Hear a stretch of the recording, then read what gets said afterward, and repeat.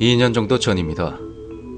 평소와 같이 데이트를 한 후 사귀고 있던 M군이 하숙집까지 바래다주고 있었습니다. M군은 자칭 영혼이 보인다고 하는 사람으로 당시 나는 그런 것을 그다지 믿지 않았달까?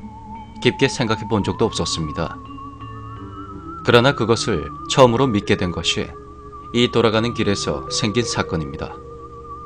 사실은 돌아가는 길 도중에는 M군이 무슨 일이 있어도 지나가는 걸 꺼려하는 곳이 있어서 언제나 그쪽을 우회해서 지나가고 있었죠.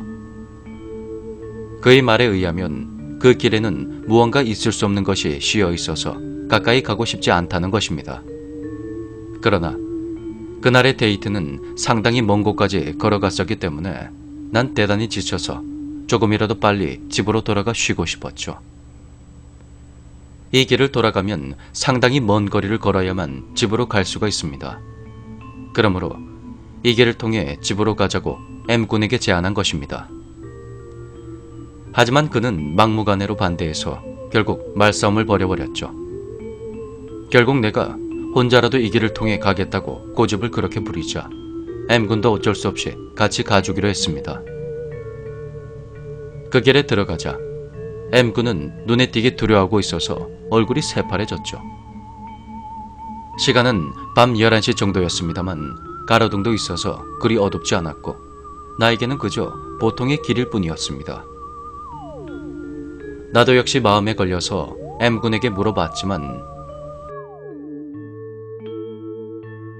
지금까지는 괜찮아. 그런 대답만 해주었죠. 조금 나아가면 두 갈래로 나뉜 길이 나오고 집으로 가려면 왼쪽 편으로 가야 합니다. 이 부근에 와서는 M군도 많이 진정된 모습이었기 때문에 나도 안심을 하고 아무런 주저없이 왼쪽 길로 접어들었습니다. 그렇게 왼쪽 길로 발을 내디딘 순간 무엇인가 갑자기 주변의 분위기가 변해버렸죠. 소리가 전혀 나지 않게 되고 주위의 빛도 어두워졌습니다. M군의 말로는 본능적으로 눈앞의 물건에만 집중했기 때문에 시야가 좁아진 것이라 합니다. 발이 추운 곳에 계속 있었던 것 같이 저려왔고 경련을 일으켜 제대로 걸을 수조차 없었습니다. 그리고 힘도 들어가지 않아 그 자리에서 주저앉는다 해도 이상할 것이 없었습니다만 왠지 모르게 그 경련에 일어난 발이 몸을 받치고 있어서 난 그 자리에 내내 서 있게 되었죠. 그리고 갑자기 앞쪽에서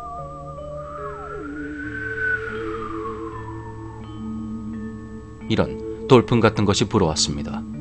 마치 옆에서 전철이나 커다란 자동차가 지나갔을 때 그 같은 느낌입니다. 그리고 그 순간 사료자! 사료자!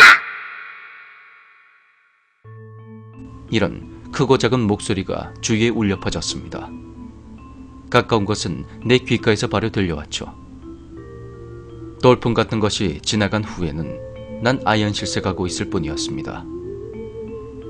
M군은 조금 전과는 비교할 수 없을 정도로 핏기가 가신 얼굴을 하고 있었습니다. 갑자기 내 곁에 와서는 필사적으로 내 발을 계속해서 손으로 때리는 것입니다. 나중에 빨갛게 부어올 정도로 심하게 맞았습니다만 이때는 발에 감각이 없었고 전혀 아픔 같은 건 느끼지 못했었죠.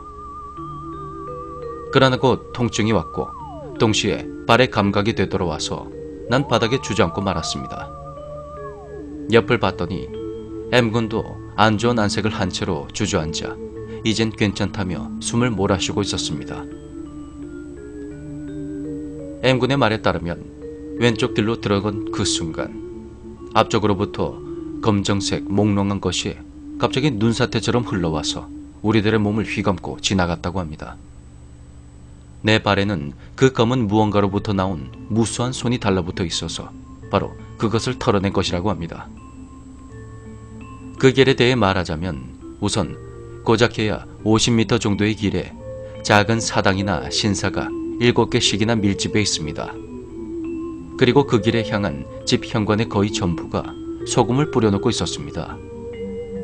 그 중에는 술이 놓여져 있거나 몇 장의 부적이 붙어있는 집도, 그리고 이 주변에 있을 리가 없다고 생각될 정도로 낡은 폐가와 빈집들이 눈에 띄게 되었습니다. 그러고 보니 맨 처음 글에 썼던 이 길을 우회하면 대단히 멀리 돌아가야 한다는 것도 우스운 이야기입니다. 구획이 잘 정비된 거리에서 단지 이곳만 주위의 차도를 크게 우회해서 가거나 그곳에서 막다른 골목에 막히거나 둘 중에 하나가 되게 만들어둔 것입니다. 유일하게 두 갈래로 나뉜 길과 거기에서 갈라진 모세 혈관 같은 복잡한 샛길만이 그곳의 교통수단이 되고 있습니다.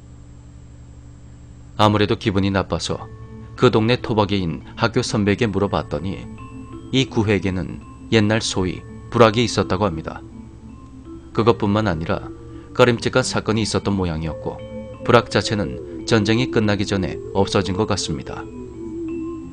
그렇지만 그 사건의 내용은 금기시되고 있는 모양이었고 그 선배도 모른다고 했습니다. 그리하여 그 고장 사람들은 그곳을 싫어했고 그 후에도 쭉 그 땅에서는 살지 않았다고 합니다만 20년이 지나서 드디어 외지인들이 그곳에서 살기 시작한 것입니다. 도대체 불악에서 무슨 일이 있었던 것일까요? 사료라고 하는 것은 도대체 무엇일까요? 그런 것들이 마음에 걸립니다만 선배나 M군의 충고도 있어서 난 더 이상 조사하는 것은 그만두게 되었습니다. 여러분도 만약에 효고 현에 모 유명 야쿠자 본부가 있는 도시에 가면 주의를 하십시오. 왠지 길이 도중에 끊어졌다면 우회를 하도록 하고 함부로 지나가지 않도록. 그리고 지금부터는 이 글에 대한 리플입니다. 혹시 그 불악 조선인들이 살던 곳이 아닙니까? 살려줘 하는 한국어가 있는데 그 발음은 일본어에는 없으니까 살려줘 이렇게 들린 것 같습니다. 또 다른 리플. 평소에는 괴담 같은 것에 코멘트를 달지 않는 저입니다만 이 괴담에 대해서는 몇 가지 설명해 둬야 할 것이 있는 것 같아서 이렇게 첨언합니다. 일단 불악이라는 것은 우리나라의 향, 소, 부곡과 같은 비슷한 천민들을 수용한 특수한 마을입니다. 이들은 같은 불악 안의 사람이 아닌 다른 사람들과의 접촉을 차단당했고 엄청난 멸시와 차별을 당하면서 그렇게 살아왔다고 합니다.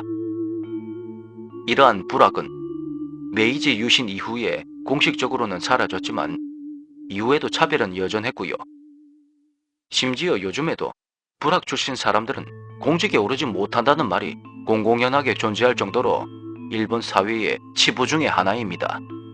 또한 이 괴담에 등장한 불악이 조선인의 불악이라고 한다면 그것은 그 나름대로 슬픈 이야기가 됩니다. 당시 일본에는 유학이나 생계를 위한 이민 등으로 수많은 조선인들이 이주해 있었습니다.